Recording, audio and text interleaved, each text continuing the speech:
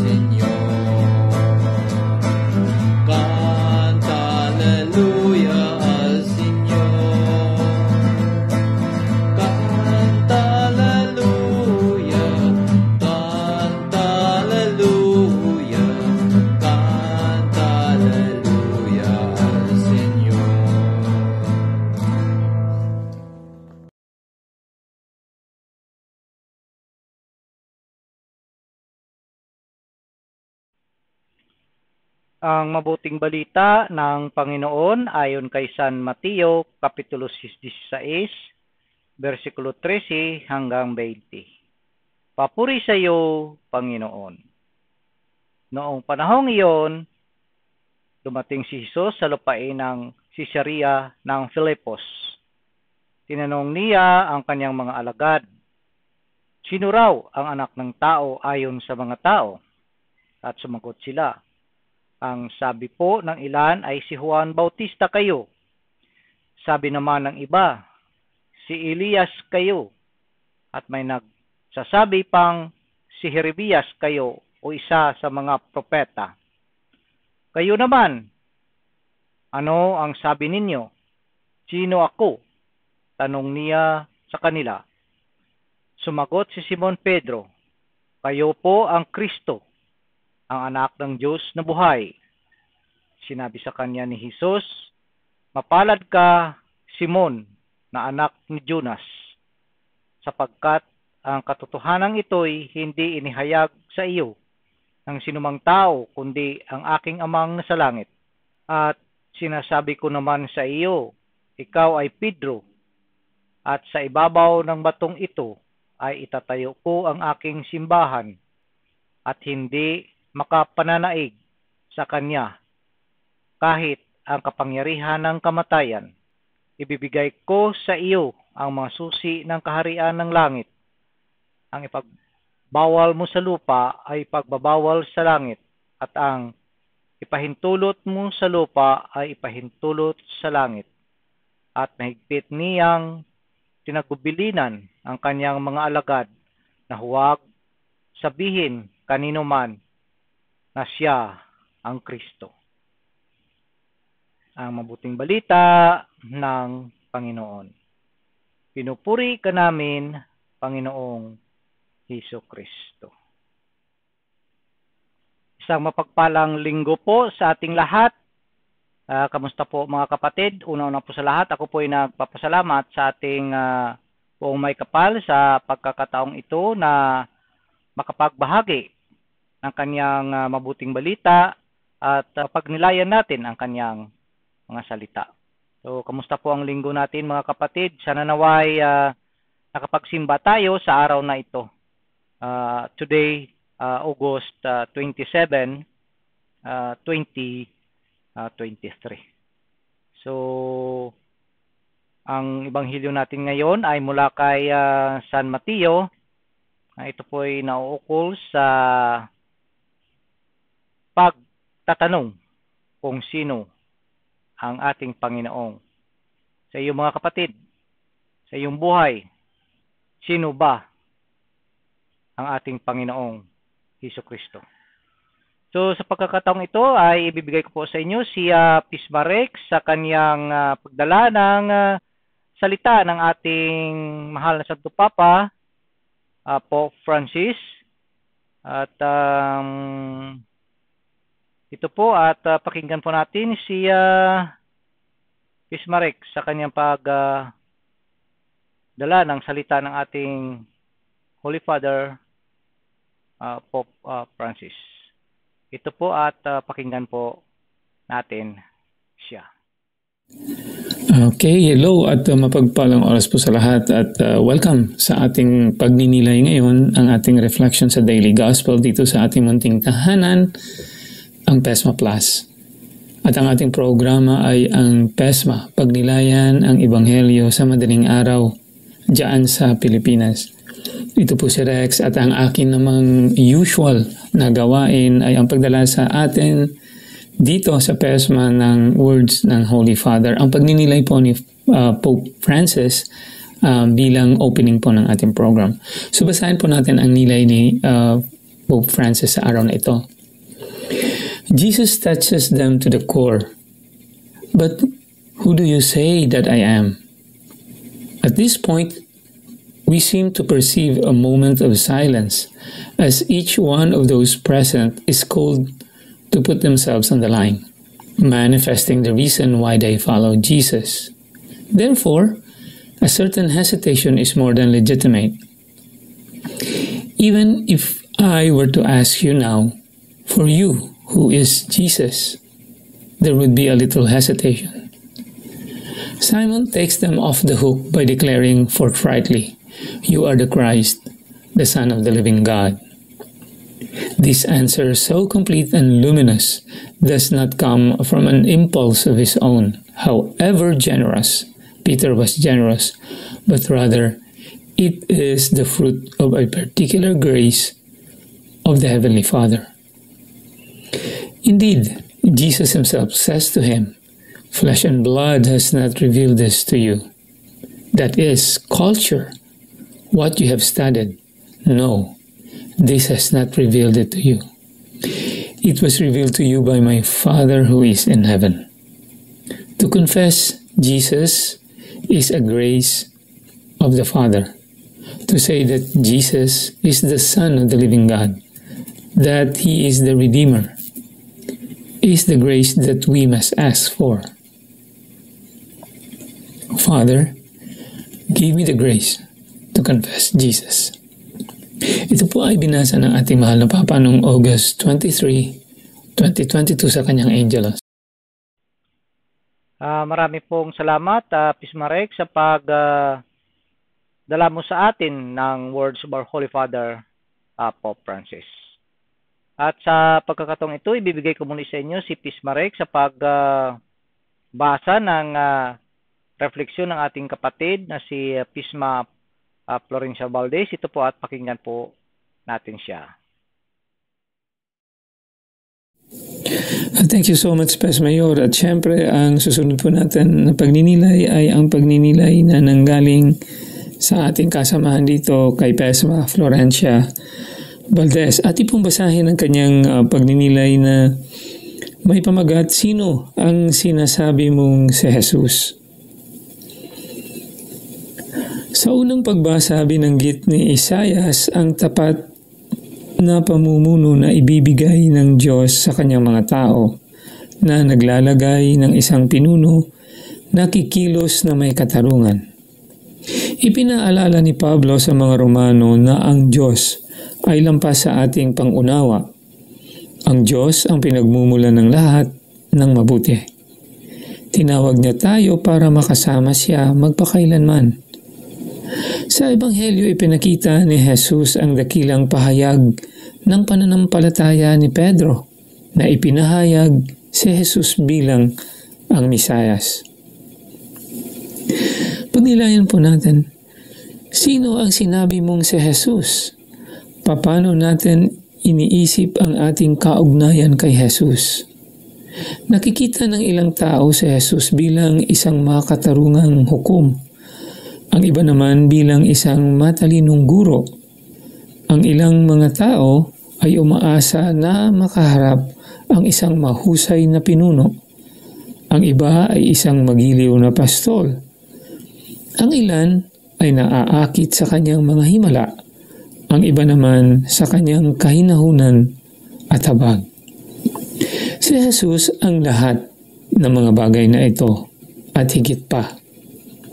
Siya ang Diyos na kasama natin na sa pamamagitan ng kanyang kamatayan at muling pagkabuhay ay winasak ang mga gapos ng kamatayan magpakailanman at binuksan ang mga pintuan ng langit. Ang maibiging pangangalaga ni Jesus sa atin ay lampas sa ating imahinasyon at pangunawa. Tinatawag tayo upang manatiling malapit sa Kanya. Lumapit araw-araw hanggang sa wakas ay makikita natin Siya ng harapan. Manalangin po tayo, Panginoon, buksan mo ang aking isip at puso upang ikaw ay higit kong makilala. Kumilos po tayo, gumugol ng ilang oras sa tahimik na panalangin sa harap ni Jesus sa banal na sakramento. Yan po ay ang pagninilay na ipinadala sa atin ni Pesma Florencia Valdez. Thank you po, Pesma Florence, sa napakaganda mong nilay. At ito naman po si Rex, nagpapasalamat sa inyong lahat. Patuloy na pagtatangkilik, pagsusubaybay at pakikinig dito sa ating Pesma Plus. Hanggang sa muli po, ito po si Rex from Chicago. May God bless and keep us through Jesus Christ, our Lord and Savior. Back to you, Pesma Yor. Maraming salamat, Pisma Rex, sa pagbasa mo ng refleksyon ng ating kapatid na si Pisma Florencia Valdez. Sa pagkakataong ito, ibibigay ko po sa inyo si Pisma Hena sa kanyang refleksyon. Ito po at basahin po natin ang kanyang refleksyon. Ang mabuting balita ayon kay San Mateo Kapitulo 16, versikulo 13 hanggang 20. Pagninilay. Nag-aaway ngayon ang ibang mga Kristiyano tungkol sa Mateo 16:18. Dahil sinasabi nila na sila ang tunay na simbahan na itinatag ng ating Panginoong Hesukristo. Ngunit, kung talagang sila ang totoong simbahang itinatag, bakit tao mismo ang nagtayo? At bakit napakalayo sa taong 30 or 33 AD? Ibig sabihin na hindi sila naniniwala na si Jesus ay Panginoon at tao lamang. Si Jesus na totoong tao at totoong Diyos ay nagtatag ng kanyang tunay na simbahan, ang simbahang Katolika. Ang salitang simbahan ay nagmula sa salitang Latino na ecclesia, na may ibig sabihin na komunidad ng mga mananampalataya. Ang mga unang Katoliko ay mga grupo ng mga Kristiyano na pinamumunuan ng mga apostol hanggang nakakalipas ng 1,987 na taon. Nabubuhay pa rin ang sa ating simbahan dahil kahit sabihin nila ay walang Katoliko sa Biblia, mismong salita sa wikang Griego ay nangahulugang pandaigdig. Ayon sa bilin ni Jesus bago siyang makyat sa langit, humayo kayo at gawin ninyong alagad ang lahat ng bansa. Mateo 28:19.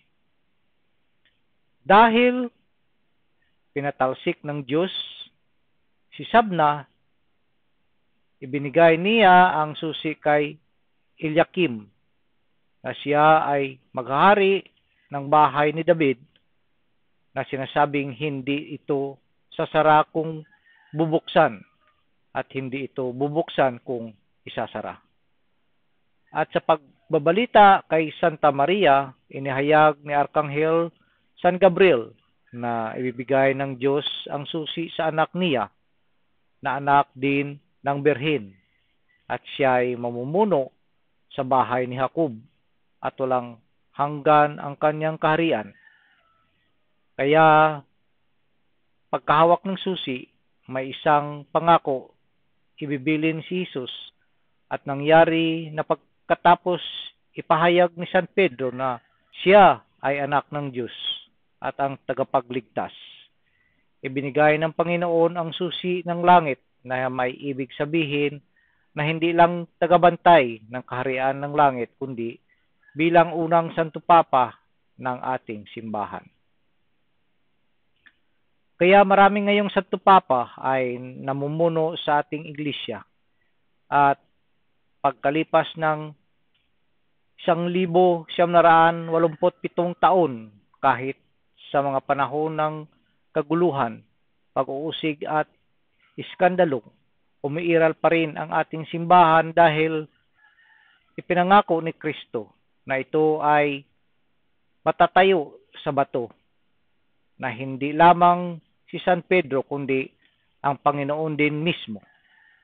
Kahit unang Santo Papa si San Pedro, may mga pagkakataon na siya ay nag-alinlangan dahil sa kanyang pagmamataas. Kaya tinatwa niya ang Panginoon ng 3 bisis bago iharap kay Poncio Pilato. Ngunit pagkatapos sabihin ng apostol na 3 bisis mahal niya ang Panginoon, ibinilin siya ni Jesus na alagain at pagkainin ang mga kawan na tayo mga Kristiyano mismo. Kaya ano ang iyong sagot kung itatanong sa iyo, ano at sino si Kristo sa ating buhay?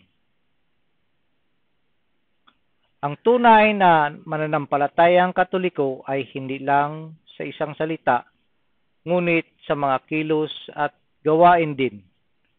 Kailangan din natin linawin at ituro sa mga manunuligsa ang kagandahan ng ating pananampalataya, nang sa gayoy sila'y malinawagan. Sa ating paglakbay sa daang ito, naway galang at mahalin natin ang ating simbahang Katolika at isabuhay ang mga turo ng mabuting balita, ating Panginoong Hesukristo at ng buong salita ng Diyos. Amen. So mga kapatid, yan po ang refleksyon ng ating kapatid na si Pismahena. Maraming salamat, Pismahena, sa iyong napakagandang refleksyon. Sa pagkakataong ito, ibibigay ko po sa inyo si Brother Enzo sa kanyang refleksyon. Ito po, at panoorin at pakinggan po natin siya. Maayong aga sa tanan ng mga kauturan ko kay Kristo sa Catholic Prayer Warrior, ilabi na sa akon grupo sa Catholic Prayer Warrior. Subong ang aton gospel, nabatian naton ang pagbutsyag ni Simon Pedro kung sino ba talaga si Jesus. Sino sa aton mga kauturan? Sino ba si Jesus para sa aton? Siguro damo magsabat, si Jesus amo ang Ginoo, si Jesus amo ang Diyos. Sino ba gid si Jesus para sa aton tagipusoon? Si Jesus, mga kauturan, ang Kristo. Si Jesus ang Diyos sa tanan. Kag si Jesus ang sentro dapat sang aton kinabuhi. Si Jesus ang paghigugma. Si Jesus ang tanan. Ang kalipayan sa kalibutan na nga nagahatag. Jesus is the way, the truth, the light, the creator. The God is the creator. Because Jesus is God. Diba?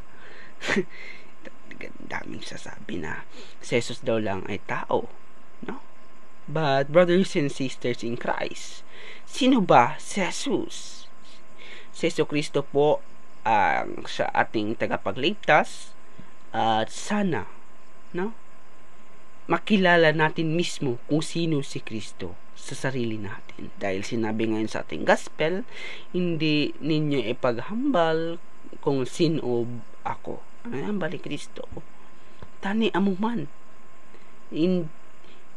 Kamu tani ang magkilala kung sino bala si Kristo sa atong kinabuhi. Mga kauturan, kilalanon naton ang Diyos.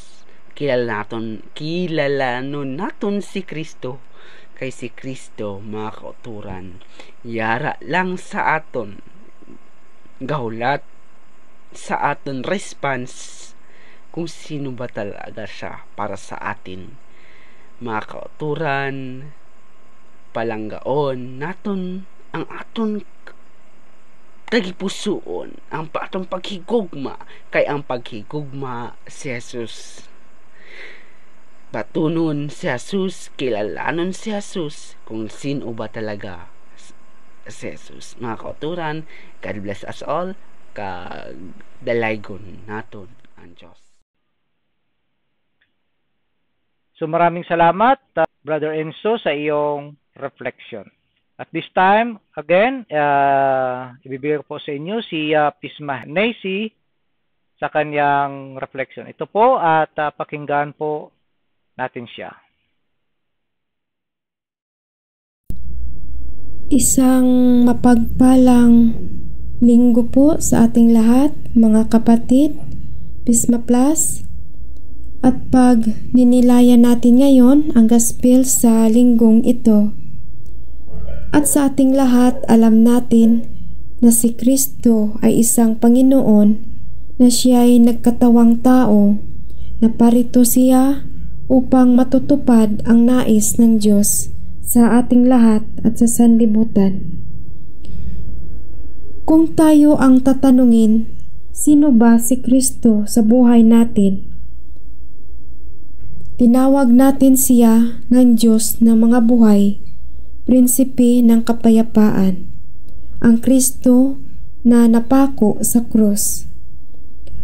Alam natin ang mga bagay na ito tulad ng ating naririnig at tinuturo sa atin.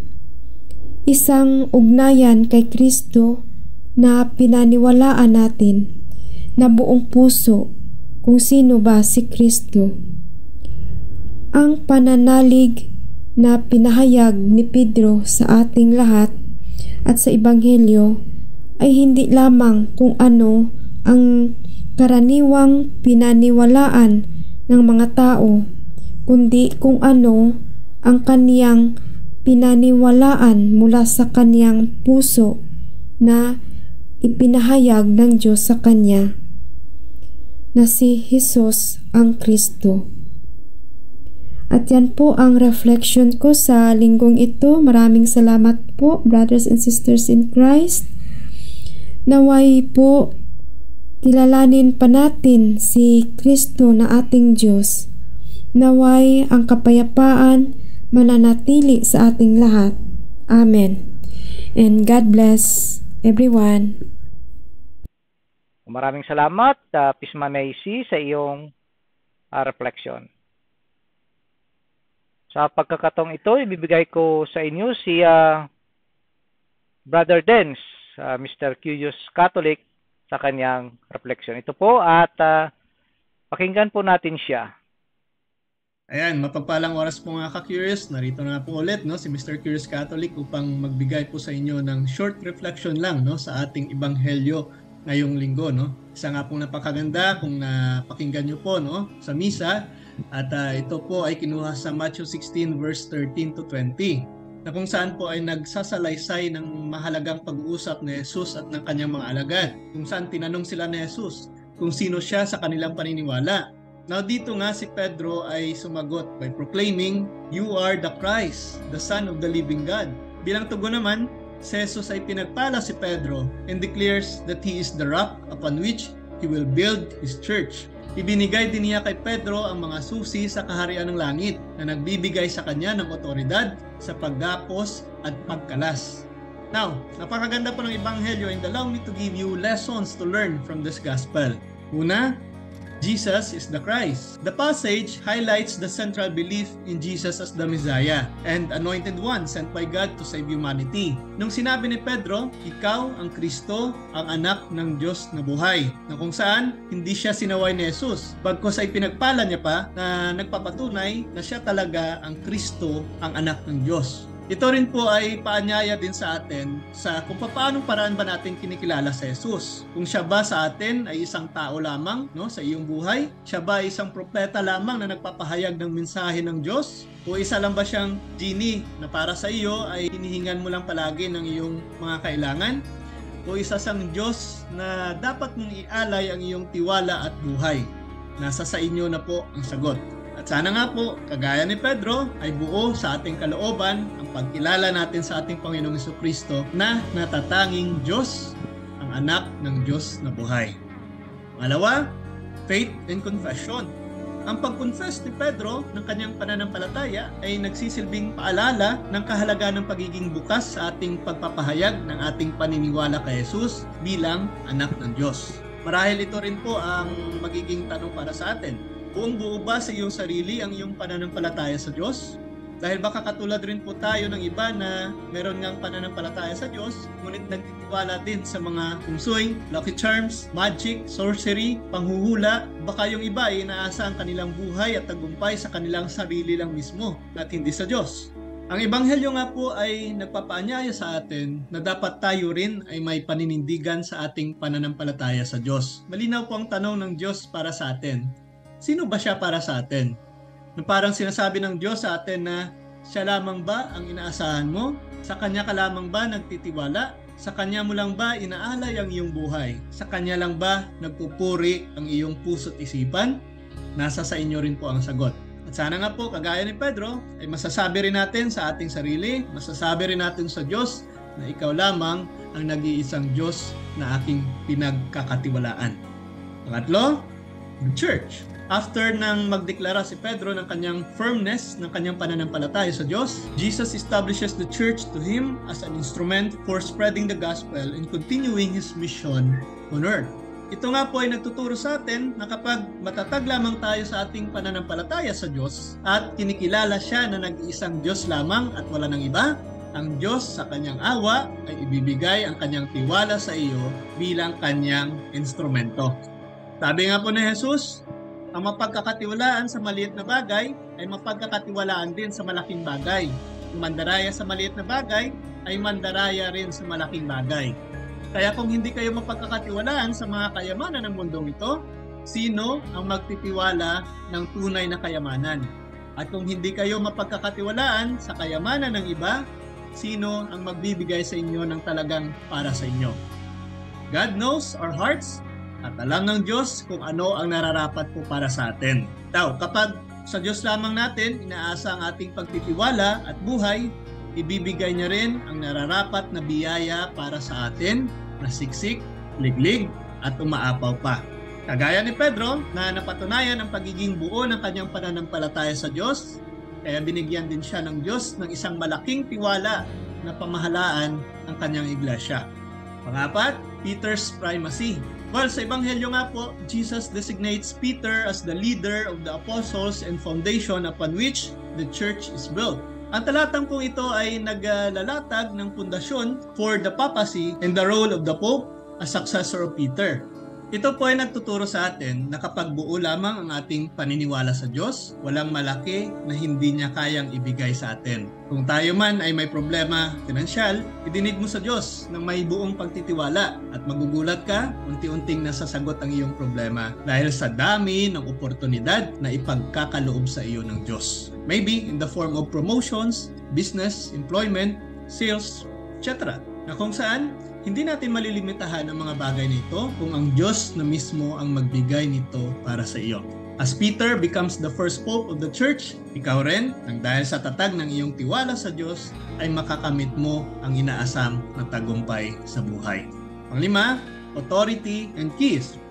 Sa Ebanghelyo nga, Jesus gives Peter the keys to the kingdom, symbolizing his authority to govern and make decisions in the church. Sinabi ni Jesus kay Pedro, ibibigay ko sa iyo ang mga susi ng paghahari ng langit. Ano man ang iyong tatalian sa lupa, ay tatalian sa langit. Ano man ang iyong kakalagan sa lupa, ay kakalagan sa langit. Na ganun din po sa ating buhay. Ipinapahintulot sa atin ng Diyos na pamahalaan natin ng mabuti ang ating buhay. May kasabihan nga po ang iba, YOLO, you only live once. Now, in Christian perspective, sinasabi sa atin ng Ebanghelyo na nang dahil minsan lang tayo mabuhay dito sa mundo, sikapin natin na dumaan sa landas na magbibigay sa atin ng buhay at hindi sa landas na ating ikapapahamak. At lahat po tayo ay binigyan ng Diyos ng susi para sa ating sariling buhay. In the context to which we can choose things that we want. Ano pong ibig natin sabihin? Kung maraming problema sa iyong paligid, nasa sa iyo rin kung ito'y hahayaan mong lamunin ang iyong buhay o hindi. Nasa sa iyo rin kung gusto mong manatiling mahirap at naghihirap sa iyong buhay dahil nasa sa iyo ang pagkakataon na magsikap at huwag sumuko. Nasa sa iyo rin kung hahayaan mo ang iba na kontrolin ang iyong buhay dahil nasa sa iyo rin naman ang desisyon kung gusto mong lumago o magpakalugmok sa sinasabi ng iba. At marami pang iba. Kaya gamitin mo ang mga pagkakataon na ito na ibinigay sa iyo ng Diyos. Nasa sa iyo ang susi upang magtagumpay sa buhay na naaayon sa awa ng Diyos. At nasa sa iyo rin kung mananatili kang talunan at walang silbi. Always remember, our God is God of possible. Nothing for Him is impossible. Kaya wala kang dapat ikatakot, wala kang dapat ikabahala. God is Emmanuel. He is with us. Sana po nakatulong ang video na ito, ang ating pag-inilay sa Ebanghelyo ngayong linggo. At kung nakatulong po ito sa inyo, ibahagi niyo rin po at i-like ang video na ito upang mas marami pang mabot nito. Muli po, this is Mr. Curious Catholic. Kasama po ninyo sa pagtatanggol ng ating simbahan. Sa Diyos po ang lahat ng papuri. Pro Deo et Ecclesia.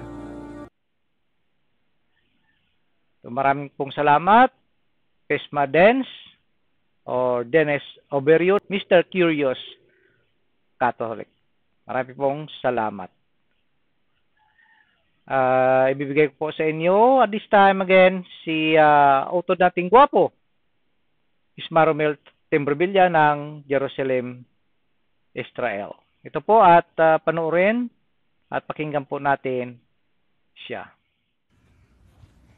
Shalom, mapagpalang oras po sa bawat isa. Kung saan man sulok kayo ng mundo. Maraming salamat, Your Balayros. At sa mga kasamahan ko pong mga pisma. At sa mga lahat ng nagsubaybay sa channel na ito, Pisma Plus, sa programang Pagnilayang Ibanghilyo sa Madaling Araw.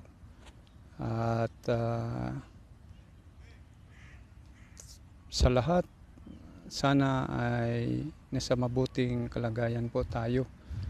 At nandito po ako ngayon sa harapan ng ating simbahang Katoliko, sa Holy Rosary Sisters Church, number 14, Agron Street, Jerusalem, Israel. At dito po ako magnilay habang naghantay po ako sa mga kasama nating kapatid na magdiriwang ng anibersaryo po nila bukas. Sisikapan po tayong makatulong sa kanila. At napakaganda ng mga talatang binasa sa ating Ebanghelyo sa Madaling Araw dyan sa Pilipinas sa araw ng Linggo, Agosto 27, 2023. At dito po tinatanong ng ating Panginoon sa kanyang mga alagad kung ano ang pagkakilala po ng mga tao o mga Israelita sa kanya bilang anak ng tao, sa ating pagsusuri at turo ng ating simbahan base sa interpretar ng Bibliyang kinumpile ng ilang simbahan ay napakalaga po ito. Alam ng ating mga kapatid na Hudyo na pag sinabing anak ng tao ay yun ang anak ng Diyos, no? Ay panganak sa lipi ni Haring David. At narinig po natin ang Caesarea Philippus. So dito po siya sa banal na lupa ng Israel, bandang norte, ano po. Yun po, no, mga 3 oras kalahati mula rito sa aking kinaroonan sa Jerusalem kung mag-travel ng bus, ano po. So doon po nagtanong ang ating Panginoon sa kanyang mga lagad, at doon din po tinanong niya po sa kanyang mga apostoles kung at ayon sa mga tao ay siya ay si San Juan Bautista, no? Naalaman natin na siyang kauli-ulihan na propeta sa Lumang Tipan, at siya ang propeta din na kauli-ulihan sa Bagong Tipan, dahil ang ating Panginoon ay siya po ang totoong propeta na dala ang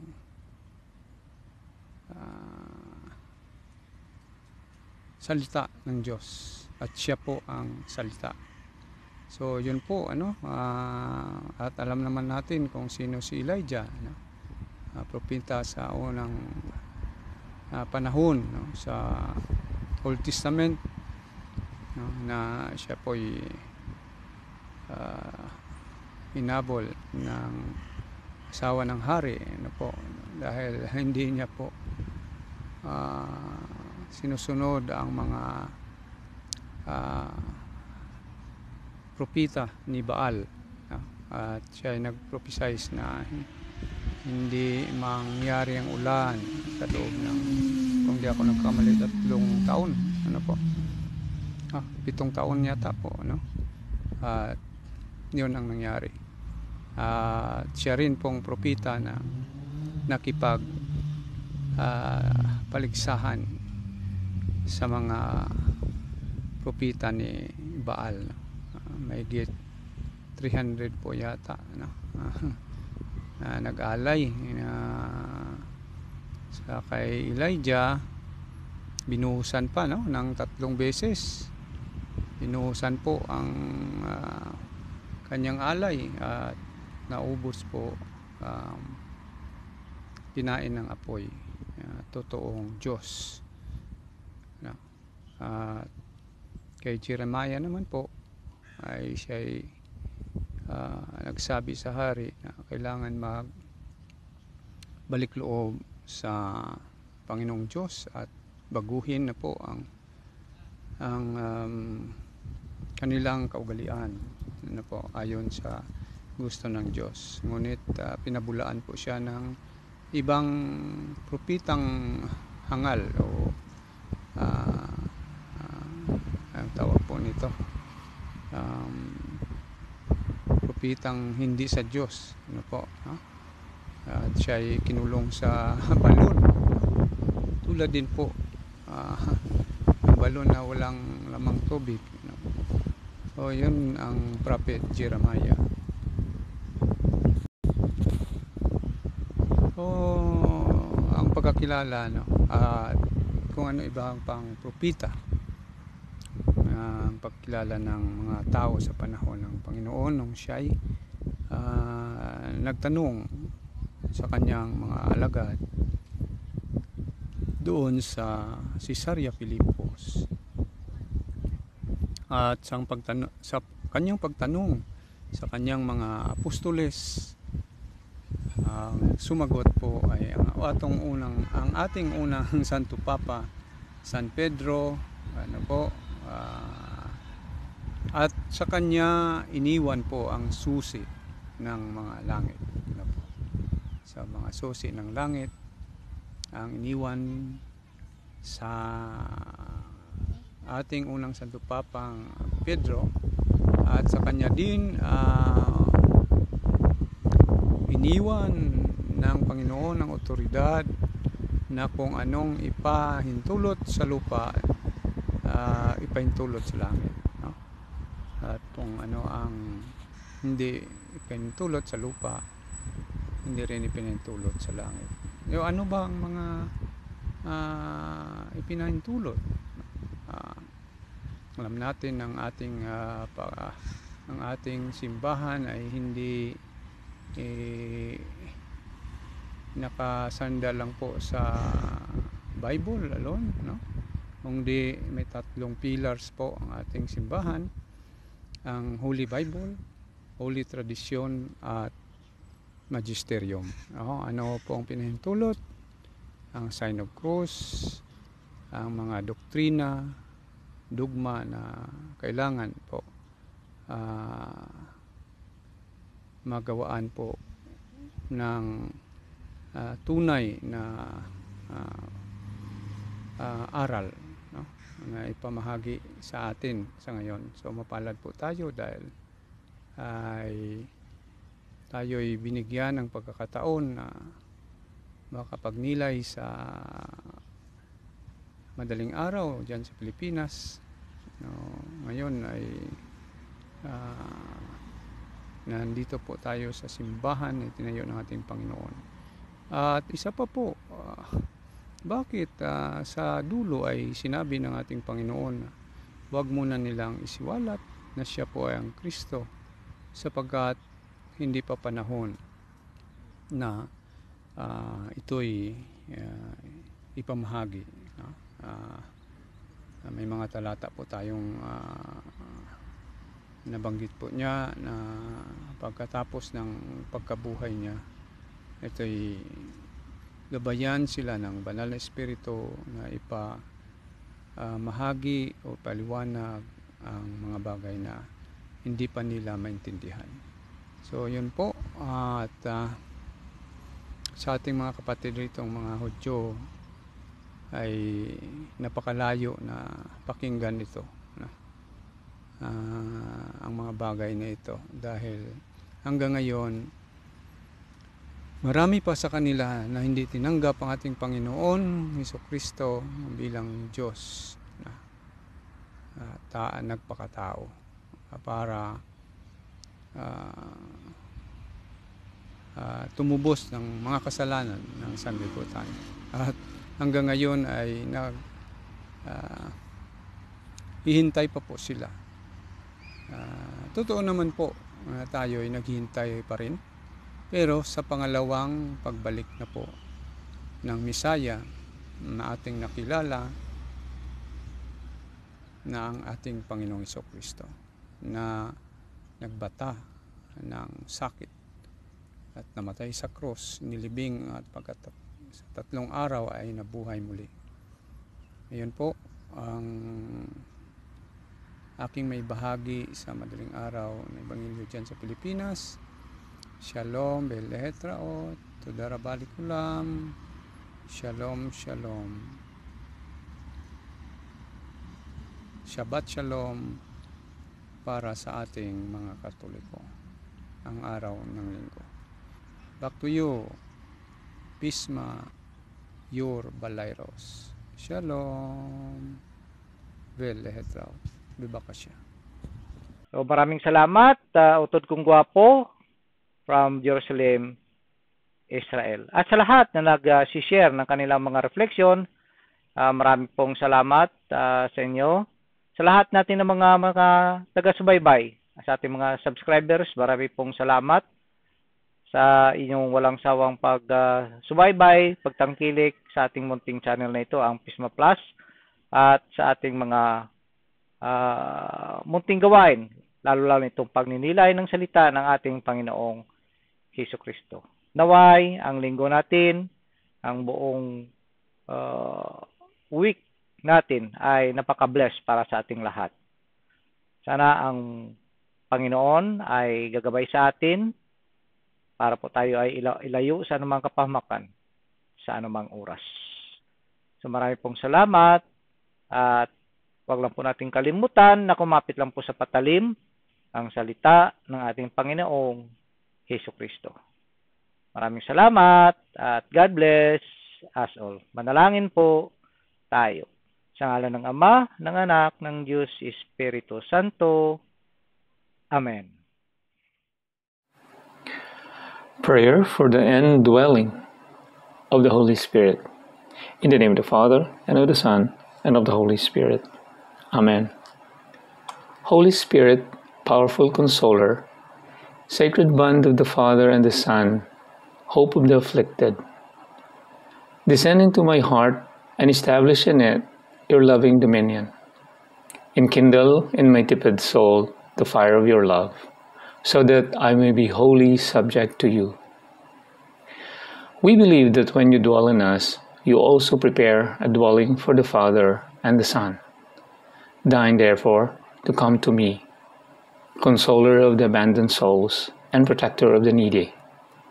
Help the afflicted, strengthen the weak, and support the wavering. Come and purify me. Let no evil desire take possession of me. You love the humble and resist the proud. Come to me, glory of the living, and hope of the dying. Lead me by your grace, that I may always be pleasing to you. Amen. In the name of the Father, and of the Son, and of the Holy Spirit. Amen.